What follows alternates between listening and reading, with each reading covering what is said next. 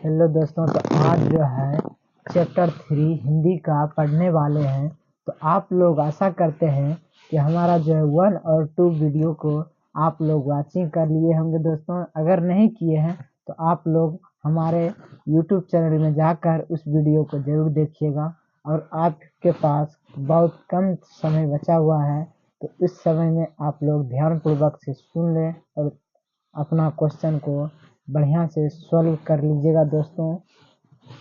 तो चलिए पढ़ने वाले हैं आज जो है चैप्टर 3 का।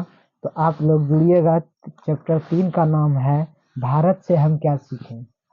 भारत से हम क्या सीखें, तो 3 का पढ़ने वाले। तो आप लोग को हमारे साथ बोलते जाना है, ठीक है। तो कहता है, मेघदूत नामक पुस्तक का अनुवाद मैक्स मूलर ने किस भाषा में किया था। मेघदूत नामक पुस्तक का अनुवाद मैक्स मूलर ने किस भाषा में किया था। तो आप लोग को पता होगा, यह जो है जर्मनी भाषा में। कौन सा भाषा? जर्मनी भाषा। जर्मनी भाषा। उसको नहीं तो अंदर में दे दो ना, अंदर में। कहता मैक्स मूलर को वेदांतों का वेदांत किसे कहा जाता है। मैक्स मूलर को वेदांतों का वेदांत किसने कहा था। तो वेदांता का वेदांत जो बोला गया था मैक्स मूलर को, वो बोला था स्वामी विवेकानंद। किसने? स्वामी विवेकानंद। कहता है, राष्ट्र भाषा यूरोपियन भाषा का तुलना व्याख्या किसने दिया। राष्ट्रभाषा और यूरोपियन भाषा का तुलना जो दिया था वो किसने? मैक्स मूलर ने। किसने? मैक्स मूलर ने। अगला क्वेश्चन है, रानी विक्टोरिया ने नाइट की उपाधि प्रदान की। रानी विक्टोरिया जो था उसको नाइट उपाधि प्रदान मिला था, और वो किसके जरिए? मैक्स मूलर के जरिए। कहता है, कंठ और केन उपनिषेध का अनुवाद मैक्स मूलर ने किस भाषा में। कंठ और केन का जो अनुवाद किया था दोस्तों, वो किया था जर्मनी भाषा में। कौन सा? जर्मनी में। कहता है, पिजलिंग विश्वविद्यालय में मैक्स मूलर ने अध्यापक किया था। तो पिजलिंग विश्वविद्यालय जो था दोस्तों, वह अध्यापक बना था संस्कृत विषय में। अगला है जनरल। कहता है, जनरल कनिंघम का संबंध किससे है। तो आप लोग को पता है भारत का पुरातत्व किसे कहता है, किसको कहा जाता है। तो वो जो कहा गया है भारत का पुरातत्व, तो वह कहा गया जनरल कनिंघम को, ऑक्जेलिक जनरल कनिंघम को। अगला है, 172 दार्शिक नामक सोने के सिक्का का घड़ा कहाँ मिला है। 172 दार्शिक सोने का घड़ा जो मिला था वह कहाँ मिला था? वाराणसी में। कहाँ मिला था? वाराणसी में। अगला है क्वेश्चन, नालंदा विश्वविद्यालय कहाँ स्थित है। नालंदा विश्वविद्यालय जो है दोस्तों, वो हमारा बिहार में स्थित है। चलिए अगला क्वेश्चन है, भारत से हम क्या सीखे के रचनाकार कौन है। भारत से हम क्या सीखे, इसका रचनाकार जो है कौन था? मैक्स मूलर जी। कौन? Max Muller. अगला है, कहता है, नव वंश विधा क्या का संबंध है। कहता है, नव वंश विधा का संबंध है, तो वह किससे संबंध था। तो आप लोग को पता है मनोविज्ञान से। किसे? मनोविज्ञान से संबंधित था। कहता वारन हेस्टिंग था। तो वारन हेस्टिंग जो था भारत का गवर्नर जनरल था। दार्शिक क्या था? दार्शिक जो था, एक दार्शिक जो आया था 172 जो था दार्शनिक, वह एक सोने का क्या था? प्राचीन सोने का सिक्का था। अगला है दोस्तों, प्लेटो का संबंध किस देश से था। प्लेटो का जो संबंध था वह किस देश से था? यूनानियन से। किस देश से? यूनानियन से। कहता मुंडा किस देश की जाति है। तो मुंडा जो है आप लोग को पता होगा, मुंडा जो जाति था वो भारत का था। कहाँ का? भारत का। कहता संस्कृत का अग्नि शब्द लैटिन में किस रूप में मिलता है। संस्कृत भाषा के जो है जो शब्द होता है अग्नि का, किस भाषा में मिलता जुलता है। तो अंग्रेजी भाषा से। किससे? अंग्रेजी भाषा। सर विलियम जॉनसन ने भारत की यात्रा कब की। सर विलियम जॉनसन जो था वो भारत का यात्रा कब किया था। तो 1783 में। कब? 1783 में। कहता है भारत से हम क्या सीखे, इसके रचनाकार कौन है? तो भारत से हम क्या सीखे, इसका रचनाकार जो है कौन था? मैक्स मूलर है। कहता सब पुराने अच्छे नहीं होते, सब नए खराब नहीं होते, यह पंथी किसकी है? देखो कहता है सब जो है सब पुराने अच्छे नहीं होते और सब अच्छे खराब नहीं होते, ये जो पंथी को बताया गया था ये किसने बताया था? कालिदास ने। अगला, स्वामी विवेकानंद ने वेदांतों का वेदांत किसे कहा? स्वामी विवेकानंद जो था वेदांतों का वेदांत किसे कहा गया है? वह कहा गया था मैक्स मूलर को। किसको? Max Muller. मैक्स मूलर ने डॉट किस वर्ष की अवस्था में पीजी विश्वविद्यालय संस्कृत का अध्यापक आरंभ किया? तो वह जो 18 वर्ष के अवस्था में। कौन सा? 18। मैक्स मूलर का जन्म कब हुआ था? मैक्स मूलर का जन्म कब हुआ था दोस्तों? 6 सितंबर 1823। 6 सितंबर 1823 में हुआ था। उसके बाद मैक्स मूलर का जन्म कहाँ हुआ था? मैक्स मूलर को जो जन्म हुआ था दोस्तों वह कहाँ हुआ था? डेसाउ, जर्मनी में। कहता मैक्स मूलर का पिता का क्या नाम है? मैक्स मूलर का पिता का क्या नाम था? वेहलम मूलर।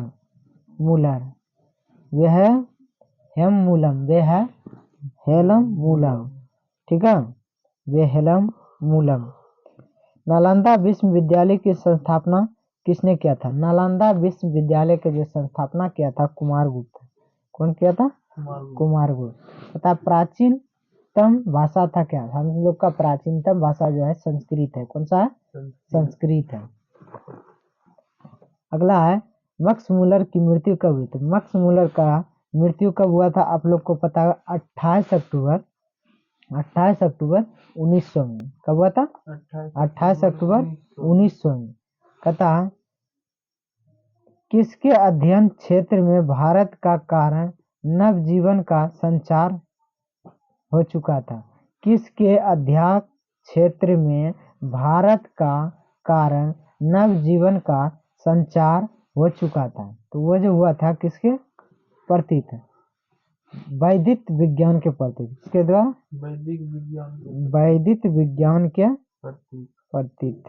एक मिनट, वैदिक नहीं तो वह नीति कथा के ओर से लिया गया। कौन सा? नैतिक कथा। सॉरी दोस्तों, तो ये एक क्वेश्चन थोड़ा मिस हुआ था। कहता दार्शनिक नामक सोने के सिक्कों से भरा घड़ा किसे मिला था? दार्शनिक जो है सोनों का जो सिक्का मिला था वह मिला था वारन हेस्टिंग को। मेघदूत का जर्मन में अनुवाद किसने किया? मेघदूत जो था कहानी उसका जर्मन में जो अनुवाद किया था मैक्स मूलर। किसने? मैक्स मूलर ने। अगला, भारत से हम क्या सीखे क्या है? भारत से हम क्या सीखे, यह जो एक प्रकार का भाषण था। क्या था? भाषण था। मैक्स मूलर के अनुसार सच्चे भारत के दर्शन कहाँ हो सकते हैं? मैक्स मूलर के अनुसार सच्चे भारत का दर्शन जो होगा दोस्तों वो कहाँ हुआ था?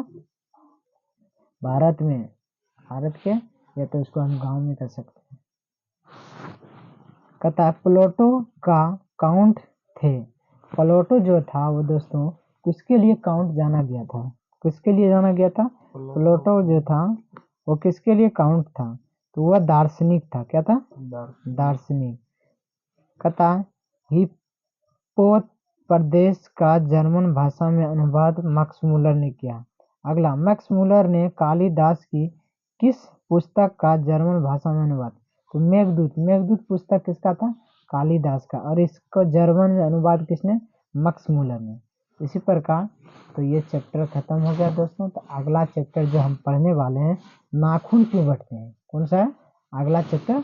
नाखून क्यों बढ़ते हैं। इस चैप्टर को पढ़ने वाले हैं तो जानते हैं नाखून क्यों बढ़ते हैं, उसका सारा ऑब्जेक्टिव कर लेते हैं।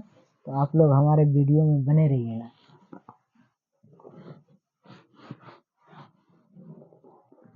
कैमरामैन फोकस करते रहिएगा। कहता नाखून का इतिहास किस पुस्तक में लिखा है? देखो सबसे पहले नाखून के बारे में जो इतिहास में बताया गया है वह किस पुस्तक में? तो कामसूत्र में। कौन सा? कामसूत्र में।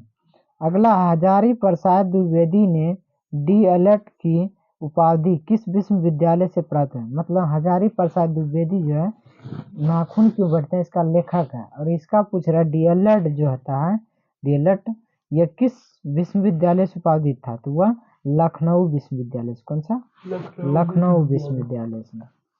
अगला, कहानी में चंद्रकार, त्रिकोण, दुल्यत एवं वलत आकृतियों का संबंध मानव के किस कौन अंग से था? देखो, सबसे पहले चंद्रकार, त्रिकोण ये जो बनाया करता था, नाखून में बनाया करता था, और ये पुराने समय की बात है, और इसको हम नख कहते हैं। क्या कहते हैं? नख कहते हैं। कहता अकलश का अर्थ क्या था? अकलक का जो अर्थ था वह होता है, अकलक किसको करते थे हम लोग? तो अकलक मतलब होता आलता। कहता है द्विवेदी जी को साहित्य अवादी पुरस्कार किस रचना से मिला था? साहित्य अवादी पुरस्कार जो मिला हजारी प्रसाद द्विवेदी को, वह कौन सा? आलोक पर्व से। आलोक पर्व से। प्राचीन मानव का मुख्य अस्त्र शस्त्र कौन सा था? प्राचीन मानव का अस्त्र शस्त्र पूछा जाए तो वह नाखून था। कहता आर्यों के पास था, आर्यों का पास क्या था? तो आर्यों के पास सभी प्रकार का था, घोड़ा था, नख था, अस्त्र सभी पर। कहता सब पुराने अच्छे नहीं होते और सब नए खराब नहीं होते, ऐसा किसने कहा था? तो हम लोग को पता है ऐसा जो बात कहा था वो कालिदास ने। कहता नखधर मनुष्य आज किस पर भरोसा कर रहा है? नखधर जो है आज जो है मनुष्य किसके ऊपर भरोसा करता है? तो ये जो क्या है, बम के ऊपर। किसके? एटम बम के ऊपर करता है। चलिए अगला क्वेश्चन है। कहता मनुष्य की मनुष्यता यही है कि वह सबके सुख दुख में सहानुभूति के साथ देखता है। यह कथन किसका है? तो यह कथन जो है गौतम बुद्ध का था। कहता नाखून क्यों बढ़ते हैं? इसके निबंधकार कौन है? नाखून क्यों बढ़ते हैं इसका जो निबंधकार था हजारी प्रसाद द्विवेदी। अगला है कि हजारी प्रसाद द्विवेदी द्वारा जो लिखा गया था नाखून क्यों बढ़ते हैं, ये एक प्रकार का क्या था?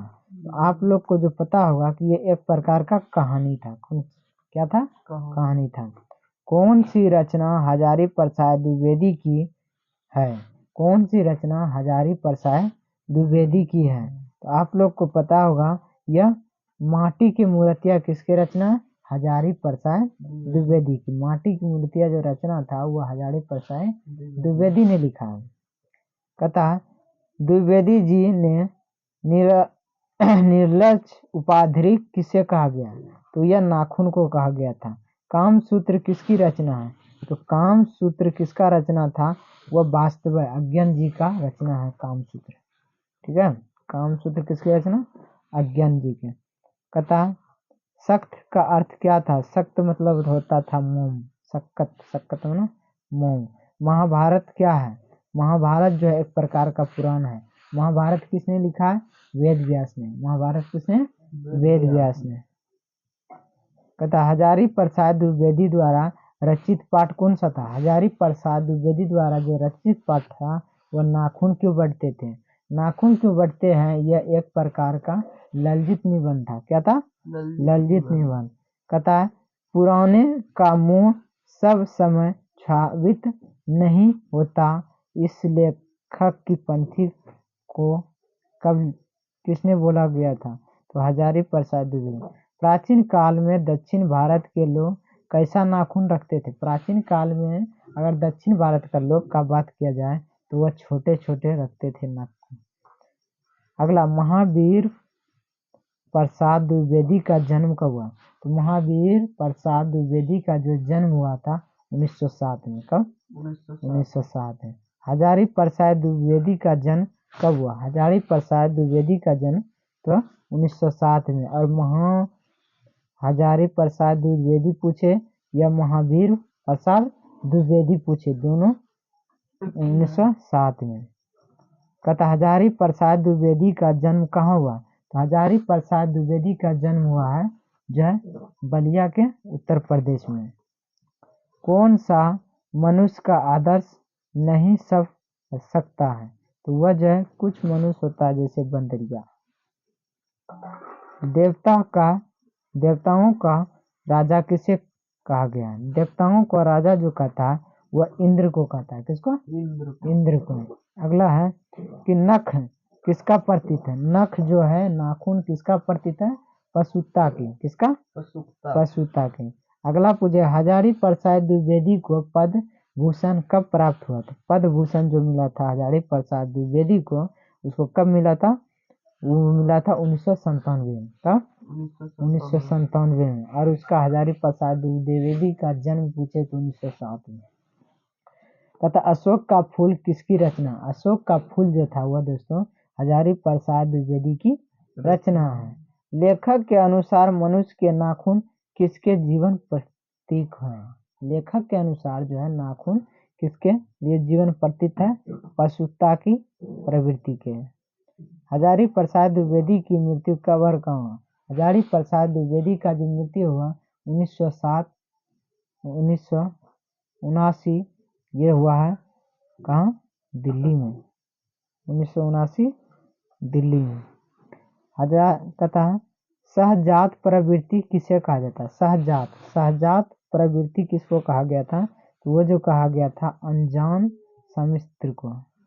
द्विवेदी जी से किसे पूछा था नाखून क्यों बढ़ते हैं?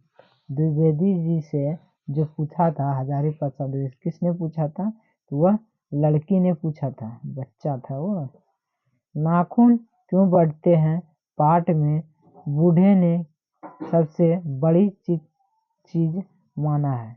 तो नाखून क्यों बढ़ते हैं इस पाठ में जो है सबसे बूढ़े जो व्यक्ति था किस चीज को मानता था? प्रेम को।